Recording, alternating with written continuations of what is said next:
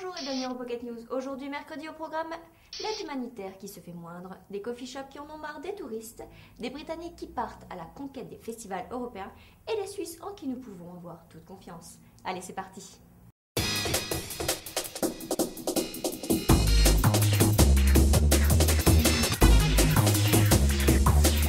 Bruxelles a décidé de soutenir les victimes du conflit en Tchétchénie en leur octroyant une aide qui s'élèvera à 11 millions d'euros. La Commission européenne essaie-t-elle de se racheter? Quand on sait qu'en 2007, l'aide humanitaire fournie aux pays en développement par les pays membres a baissé pour la deuxième année consécutive, la question est légitime, non? L'aide totale de l'Union européenne est passée de 48 à 46 milliards d'euros. L'Espagne a quant à elle augmenté son aide de 34%, alors que les plus radins, les Français, l'ont baissé de 16%. C'est du joli. On vous avait averti, la Commission a dit oui. Chaque passager pourra maintenant être joignable même en plein vol. Dorénavant, les passagers aériens européens pourront appeler, envoyer et recevoir des textos lorsqu'ils survolent l'Europe. Rassurez-vous, la puissance de la transmission sera maintenue à un niveau très faible. La sécurité des équipements de bord sera donc assurée. Pour Viviane Reding, commissaire européen en charge des télécommunications, deux choses restent en suspens.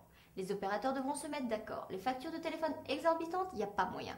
Et il faudra aussi que les compagnies aériennes pensent à la tranquillité des autres passagers. Les étrangers peuvent de nouveau s'approvisionner en drogue douce dans les coffee shops néerlandais. 4000 Belges, Français, Allemands et Italiens se ruent chaque jour à Maastricht, histoire de se ravitailler en cannabis. Substance qui dans leurs pays respectifs est soit interdite comme en France, soit tolérée mais juste pour leur consommation personnelle comme en Belgique. En 2005, un règlement interdisait aux étrangers d'entrer dans ces coffee shops, mais la justice en a décidé autrement et l'interdiction est maintenant levée. Arrêtons l'hypocrisie. Qui nous dit ici que les étrangers sont les seuls fautifs? Si les autorités néerlandaises veulent vraiment enrayer les réseaux de vente de drogue douce ou dure, il ferait bien d'adopter un règlement valable aussi bien pour les nationaux que pour les internationaux. À la question « À qui en Europe accorderiez-vous votre confiance ?», 67% des personnes interrogées n'ont pas hésité, les Suisses. Le magazine familial américain Reader's Digest a interviewé 24 000 personnes réparties dans 16 pays. Et la Suisse non seulement est le pays digne de confiance devant la Suède et l'Allemagne, mais en plus la voilà aussi destination de rêve devant la France et l'Allemagne. Même en matière de cuisine, la Confédération se place en 5e position derrière l'Italie, la France, l'Espagne et l'Allemagne. On comprend mieux maintenant pourquoi 79% des Helvètes se sentent bien chez eux et satisfaits de leur niveau de vie, alors que la moyenne européenne n'est que de 63%.